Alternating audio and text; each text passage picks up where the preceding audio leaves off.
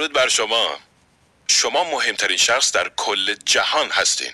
میپرسین چطور؟ خب چون 99% اوقات به خودتون فکر میکنین. بنابراین شما مهمترین فرد هستین. نکتهش اینجاست. میزان اهمیت دادن به خودتون کیفیت زندگیتون رو تعریف خواهد کرد. یعنی وقتی برای خودتون ارزش قائلید و خودتون رو دوست دارید و به شخص خودتون احترام میذارین، اهداف بزرگی برای خودتون تعیین میکنید و پشتکار بیشتری خواهید داشت و به موفقیت‌های بیشتری هم خواهید رسید. از همه مهمتر این که هر چقدر خودتون رو بیشتر دوست داشته باشین، آدم خوشحالتری هستین. بقیه مردم هم شما رو دوست خواهند داشت. این یکی از بهترین مفاهیمی بوده که در جوانی متوجه شدم. همه چیز توی زندگیتون میتونه به این صورت اندازه‌گیری بشه که آیا خوشحالی شما رو افزایش میده یا این کارو نمیکنه. میزان خوشحالی شما مقیاس موفقیت شما در زندگیتونه. اینکه چقدر پول به دست میارین، ماشینتون چجوریه، اینکه آدم خوشحالی هستین یا نه. بنابراین در ابتدای دوران حرفه‌ایم در مورد این موضوع تحقیق کردم و واقعا شگفت زده شدم که عزت نفس انسان در واقع مثل هسته یک راکتور نیروگاه هسته‌ایه که مرکز احساسات شماست. یعنی عزت نفس شما کیفیت زندگی شما رو تعیین خواهد کرد. وقتی خوشحال باشین با بقیه مردم بهتر رفتار میکنین و اجتماعی تر و موفق تر خواهید بود. در ابتدای تحقیقاتم در مورد این موضوع متوجه شدم روی دیگر عزت نفس احساس قدرت شخصیه که خیلی هم مهمه. وقتی حس قدرت دارین، حس اعتماد به نفس دارین یا حس میکنین میتونین به اهدافی دست پیدا کنین و وقتی که حس میکنین میتونین موفق باشین، عزت نفستون افزایش پیدا میکنه و خود باوریتون بهبود پیدا میکنه و از خودتون راضی میشین. پس حس قدرت فردی شما به کارهایی که میکنید و روش انجام دادن اون کارها بستگی داره و من یک سری روش بهتون یاد میدم که با بکارگیری اونا بتونید احساس قدرت فردی رو به شدت در خودتون افزایش بدین.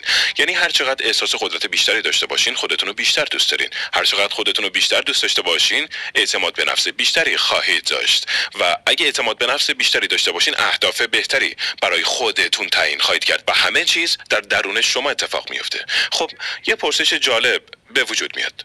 کدام یک اول شکل میگیره، افکار یا احساسات؟ خب وقتی خودم بهش پی بردم تعجب کردم که همیشه اول افکار شکل میگیرن و شیوه که تفسیر این افکار در ذهنتون باعث میشه احساسات شما به وجود بیان.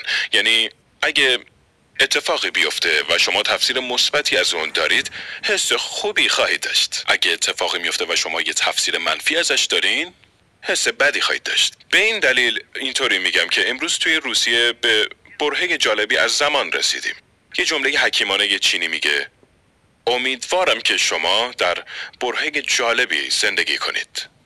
و حالا ما در برهه‌ای شگفت‌انگیزی زندگی می‌کنیم. در همین 3-4 روز اخیر در نقاط مختلف روسیه در مورد مدیریت بحران و مداخله در بحران سخنرانی داشتم، چون خیلی‌ها معتقدن که توی روسیه دچار بحرانیم.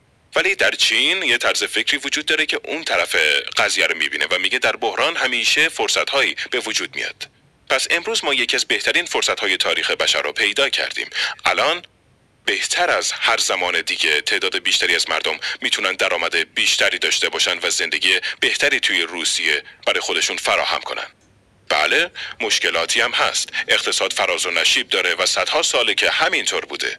ولی فرصت‌های بیشتری برای آینده بهتر فراهم شده که قبلا هرگز وجود نداشتن. گرچه این فرصت‌ها با فرصت‌های قدیمی تفاوت‌هایی دارن، ولی خیلی از مردم اونقدر درگیر اتفاقات گذشتهشون هستن که متوجه فرصت‌های آینده نمیشن و اونا نمیبینن. من از زندگی درسی گرفتم، اینکه هرگز نگران چیزهایی نباشم که نمیتونم تغییرشون بدم. شما نمیتونید اتفاقات گذشته رو تغییر بدین.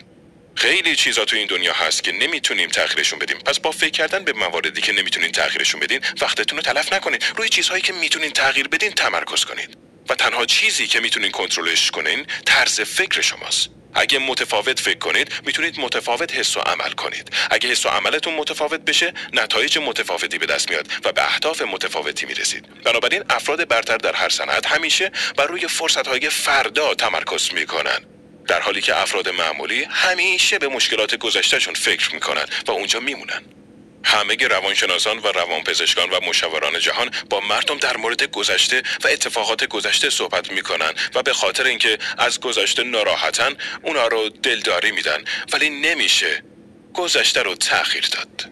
تنها کاری که میشه با گذشته کرد اینه که ازش درس بگیرین و رهاش کنید. پس با درس گرفتن از گذشته و رها کردنش به آینده نگاه میکنین. یه سخن خیلی قشنگ هست که میگه وقتی رو به خورشید کنید سایتون میفته پشت سرتون. وقتی به آینده و تمام فرصت‌های درخشان زندگیتون نگاه کنید خود به خود آدم شادی میشید و اتفاقات منفی گذشته میفته پشت سرتون. پس باید حتما این کارو بکنین. من در مورد این موضوع همه جای دنیا صحبت کردم، ولی این خصوصیت افراد برتره و شما یکی از موفق‌ترین افراد در روسیه امروز هستید. شما جزء 10% برتر هستین. چرا اینو میگم؟ چون از نظر آماری بین بزرگسالان فقط 10% برتر هستن که موفق میشن و توی همچین سمیناری شرکت میکنن. فقط 10% بالایی. 90% مردم عادی در کل عمرشون در همچین سمیناری شرکت نمیکنن. خیلی از شما برای شرکت توی این سمینار مجبور شدین وقت صرف کنین، پول پرداختین، توی صف کلی معطل شدین و کلی سختی کشیدین. ولی الان اینجایین. یعنی شما یا جزء 10% برتر هستین و یا قصد دارین در آینده جزء این 10% قرار بگیرین. چون اینجایین. و چیزهایی که قراره توی 2 روز آینده از من و بقیه سخنرانان یاد بگیرین یک سری از بهترین ایده ها هستن که میتونین به کمکشون آیندگی شگفت‌انگیزی برای خودتون بسازین.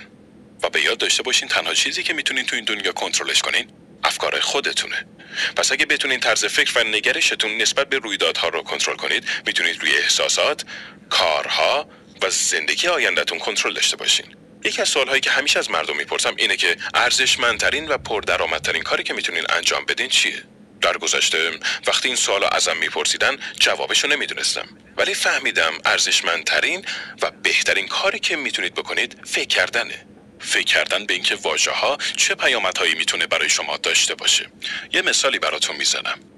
وقتی مطالعاتمو روی مدیریت زمان آغاز کردم و در موردش کتاب و مقاله نوشتم، با واژه‌ای روبرو شدم به نام پیامدها و زندگیمو تغییر داد. و تعریفش اینه پیامدهای یک رویداد تعیین میکنه که اون رویداد ارزشمند و مهمه یا مهم نیست. بنابراین اگه یه عمل یا رویداد پیامدهای بزرگی داشته باشه اهمیت زیادی داره. در مقابل اگه کاری که کردین پیامدهای بزرگی در پی نداشته باشه اهمیتی هم نداره. پس فرق بین افراد برتر و افراد معمولی چیه؟ حتما درباره قانون 80-20 شنیدین. قانون 80-20 میگه در تمام جوامع 20% از مردم صاحب 80% از ثروتن. همچنین در تمام صنایع 20% از شرکت‌ها 80% سود و کسب میکنن. این قانون در تمام جهان صدق میکنه و صدها ساله که پابرجاست. پس برای مردم تمام جوامع از جمله روسیه حق انتخاب وجود داره. دلتون میخواد جزء 20% بالا باشین یا 80% پایین؟ خب همه مردم از 80% پایینی آغاز میکنن و بعدش تصمیم میگیرن که آیا به 20% برتر تبدیل بشن یا اصلا چنین تصمیمی نگیرن. این یکی از مهمترین تصمیماتیه که شما در زمینه پیامدها میگیرین.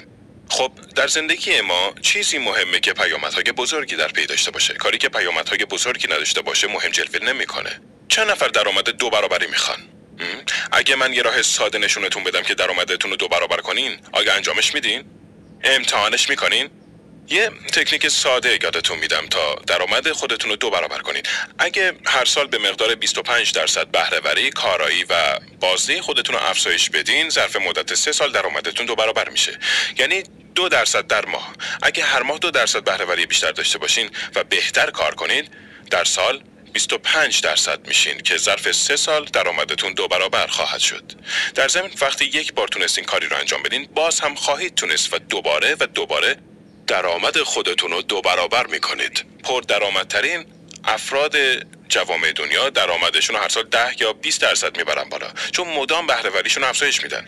خب این یه تکنیک خیلی ساده است و من 7 تا دیگه هم آموزش میدم.